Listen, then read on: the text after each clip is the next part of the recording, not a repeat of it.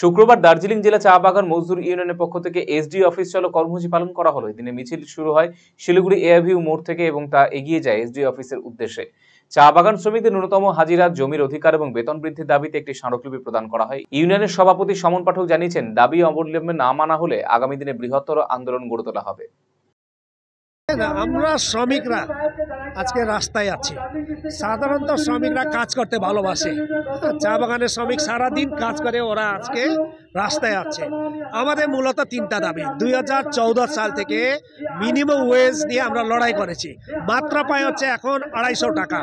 এটা minimum wedge মাননীয় high court বলার পরেও গভর্নমেন্ট এখনও চূড়ান্ত করতে পারছে না। সুতরাং 2025-এর মধ্যে চূড়ান্ত যদি না হয়, তাহলে আমরা বৃহত্তর আন্দোলন রাস্তায় আমরা পুরা নেমে পড়ব। এটা আমরা হুঁশিয়ারি দিতে মাননীয় এসটিওর মাধ্যমে গভর্নমেন্টকে দিতে আসলাম। 200 বছর 150 বছর ধরে যে চা বাগানে শ্রমিকরা বসবাস করে, না ওনাদের নিজের জমিন আছে, না নিজের বাড়ি আছে, এই জায়গাতে আমরা বলছি জমিনে অধিকার, সে জমিনে অধিকার দিতে হবে যে যেখানে আছে, অ্যাজ ইজ হোয়ার ইজ বেসিসে।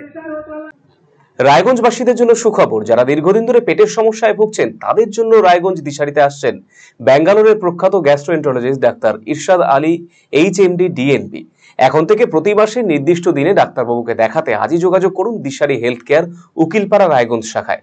যোগাযোগ করুন 7477785509 এই নম্বরে এবং 7477785512 এই নম্বরে।